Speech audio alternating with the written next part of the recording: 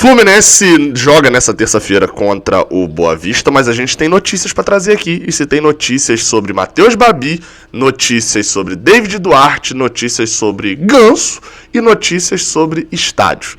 Vambora, roda a vinheta aí dos notícias que hoje é na velocidade. Não consegui fazer o negócio, peraí.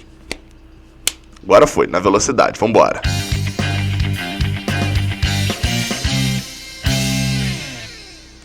Seja bem-vindo, você guerreiro de todo o Brasil, de todo o mundo. Aqui é o canal Raiz Tricolor. Eu sou o Gabriel Amaral, eu sou jornalista por formação e tricolor de coração. Você vai deixando seu like, se inscrevendo aqui no canal e me seguindo nas redes sociais. 1xBet é a casa de apostas esportivas que patrocina aqui o canal. No jogo de hoje, o Fluminense está pagando 1,64 lá na casa de aposta da 1xBet. O link aqui na descrição para você clicar, ir lá, fazer o seu cadastro e fazer um depósito. Beleza? Vamos embora, porque hoje tem muita notícia. A primeira delas, vamos do mais simples, né? O portal Net Vasco, não é o Netflu, exatamente, porque a notícia interessa ao Vasco, interessa ao Fluminense. Já noticia que nos bastidores o Vasco se movimenta para levar os seus 2 próximos jogos para a Volta Redonda. Você está pensando, Gabriel, tá, mas por que eu preciso saber disso? Porque um desses jogos é contra o Madureira, o outro é contra o Fluminense. Bem, com isso, indo para a Volta Redonda, eu gravei um vídeo ontem sobre a proibição do Eduardo Paes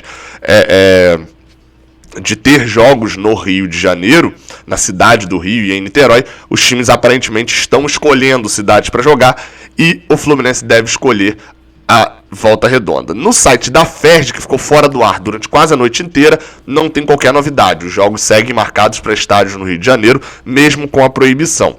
Vale lembrar que o Net Vasco falou sobre isso, mas o mando de campo é do Fluminense desse jogo contra o Volta Redonda, ok? Nesse jogo em Volta Redonda. O Fluminense jogou 3 jogos fora de casa recentemente, né? No jogo contra o Flamengo, Bangu e Boa Vista. E agora tem uma sequência de jogos em casa, né? Na teoria. Era para ser no Maracanã o jogo contra o Volta Redonda, contra o Vasco. E depois Macaé fora de casa. E depois Nova Iguaçu, Botafogo, Madureira, tudo no Maracanã. Bem, como esses 2 próximos jogos, né? Volta Redonda e Vasco, de adversários, devem ser em Volta Redonda, pelo que está mostrando o Net Vasco falando sobre o Fluminense levar o jogo para lá. A gente ainda não sabe como fica essa questão, mas o fato é, o Fluminense deve mandar os seus jogos agora em Volta Redonda, pelo menos as próximas 3 rodadas, para que possa continuar o Campeonato Carioca. Vamos para a próxima notícia, lembrando que nada disso foi divulgado, tá? Isso é notícia do Net Vasco, vamos esperar a FERJ divulgar isso na tabela.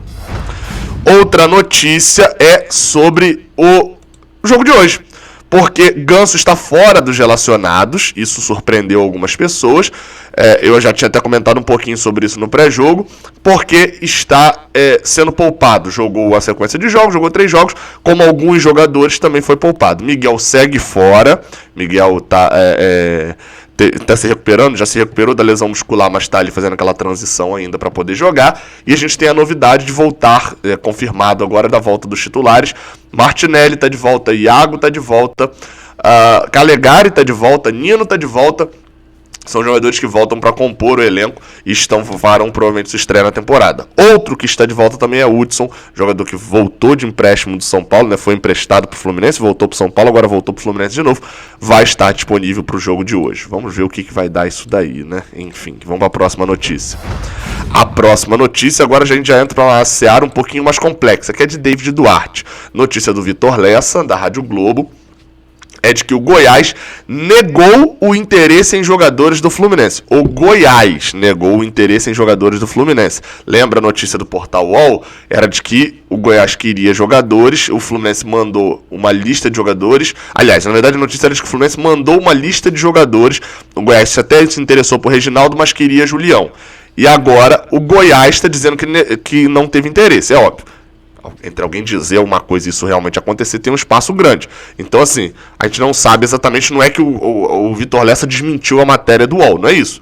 É que a versão, numa entrevista, o Vitor Lessa entrevistou o vice-presidente do Conselho Deliberativo do Goiás, o Edminho Pinheiro, que é responsável pelas negociações, e ele afirmou que se o Fluminense não pagar dinheiro, ou qualquer outro clube não pagar dinheiro por David Duarte, o Goiás vai ficar com o David Duarte até o final do ano. O ponto é esse. Até dezembro, onde ele tem contrato, bancou e, tipo assim, sai de graça depois. Lembrando que ele já pode assinar um pré-contrato daqui a 3 meses. Mas o Fluminense quer mais um zagueiro para esta temporada. Ou seja, num ponto em que o Goiás só libera por dinheiro, lembrando que o Goiás chegou a pedir alguns milhões de reais pela negociação de 50% de David Duarte, o Fluminense na outra ponta, segundo o Vitor Lessa, ele apurou de que o Fluminense não vai desembolsar valor nenhum por David Duarte. Ou vem de graça ou não tem negócio. Nesse momento, a gente está nessa. O Goiás só libera com dinheiro, Fluminense não quer desembolsar dinheiro. A negociação poderia ir para o caminho da troca de jogadores, que, como eu falei, seria interessante para o Goiás e para o Fluminense. Mas, aparentemente, o Goiás quer fazer jogo duro, talvez precise do dinheiro, caiu para a Série B, diminui cota de televisão, etc. E não vai abrir mão. Eu ontem até cheguei a gravar um vídeo falando que, olha, cara, essa parece ser a negociação que está mais próxima. Porque era só o Fluminense mandar um WhatsApp ali para a questão do interesse dos jogadores. Mas, aparentemente, ou não houve esse interesse, as notícias que a gente tinha não eram verdadeiras, ou o Goiás deu para trás numa possível troca em relação ao Igor Julião, ou o Fluminense cancelou, aconteceu alguma coisa. Espero que se torne público. David Duarte é um bom zagueiro, jogou numa equipe muito fraca, que era o Goiás, né, em 2020, tanto que foi rebaixado. Vinha para compor o elenco do Fluminense, e aí teve gente até que eu vi criticando a contratação. Meu Deus, criticando a contratação de David Duarte para compor o elenco. Aí também reclama quando o Rafael Ribeiro vem para compor o elenco. Aí se chega o Fluminense não tem condição de contratar um zagueiro titular nesse momento. Porque os dois zagueiros que a gente tem são zagueiros que estão entre os melhores do Brasil. É uma das melhores duplas de zaga do Brasil. Então o Fluminense foi buscar um jogador que foi rebaixado, tem qualidade, mas que não é o Vitor Cuesta do momento. É uma aposta. É esse tipo de aposta que eu quero ver o Fluminense fazendo. Não o Rafael Ribeiro, que depois tem que ficar inventando desculpa dizendo que é pro Sub-23. Não vou começar a conversa mole não, tá? Pra fechar, a notícia do momento, mas que é uma notícia que meio que já nasce morta, né? Que é sobre Matheus Babi, atacante do Serra Macaense, que está emprestado ao Botafogo.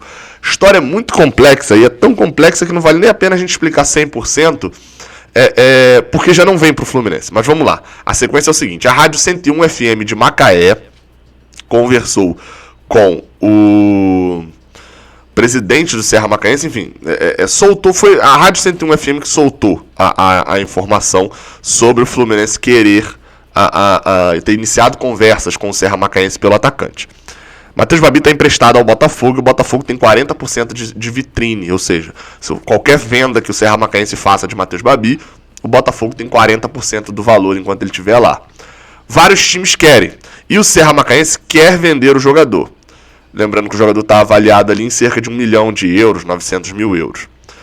O Fluminense chegou a tentar uma conversa para tentar a contratação do jogador. Só que a negociação é complicada, não é simples. E o Atlético Paranaense, segundo agora os Saudações Tricolores, já fez uma proposta de 9 milhões de reais à vista por Matheus Babi, para adquirir 50% dele. Ou seja, essa proposta, por mais que ainda estejam conversando, não está definido ainda do Atlético, o Atlético tem a questão de punição ainda também, etc., ainda está resolvendo, mas essa proposta já torna a negociação inviável para o Fluminense. Porque o Fluminense oferecer metade disso à vista já não caberia, ainda mais com um mês de salário atrasado. Então, assim, hoje o Matheus Babi pertence ao Serra Macaense, o Fluminense tá ali na negociação, mas não tá grandão não, tá pequeno. E deixa isso. Acho interessante que hoje a tendência é que Matheus Babi não vai ficar no Botafogo, não vai jogar a Série B pelo Botafogo, quer jogar a Série A. O Botafogo quer também que ele seja vendido para poder lucrar esse dinheiro, né, os 40% da venda, e que o Fluminense, que hoje pelo menos, considera que o que ele tem a oferecer é mais baixo do que Serra Macaense, Babi, etc., querem pelo jogador, a princípio está para trás na negociação. Grêmio e São Paulo também já entraram na negociação e saíram, porque os valores que o Serra Macaense quer são meio irreais, né? Eu não diria nem que são irreais, é complicado. Matheus Babi fez uma bela de uma Série A para um time horroroso que era o Botafogo. Fazer 10 gols na Série A é difícil pra cacete, e ele já tinha feito um bom estadual. Seria um atacante útil para vir para ser banco. Aí muita gente até perguntou na live que eu tava fazendo no canal 20 agora, falando, poxa, Gabriel, mas aí não ia tirar espaço de Samuel Granada, de João Neto? São jogadores que ainda têm idade da base e não render. João Neto não jogou ainda, é muito novo, e Samuel Granada ainda não conseguiu render no profissional. E aí, se você não tem e óbvio, tem a questão da característica ser um pouco diferente também. Babi sai muito da área e tal. Você ter um centroavante que não tá mostrando que não vai render tanto nessa temporada, Samuel Granada. Não tô falando para largar ele, dispensar e pronto. Mas às vezes é mais interessante ele fazer mais uma temporada de transição do sub-20, 23 pro profissional e depois ser usado do que ser utilizado muito nesse ano e queimado. Então assim, a gente tem que ter o cuidado. São duas contratações que eu falei nesse vídeo que não são ruins, mas tudo pro Fluminense é muito difícil, porque o Fluminense está tentando se equiparar a equipes que gastam mais do que ele, e isso é sempre muito difícil.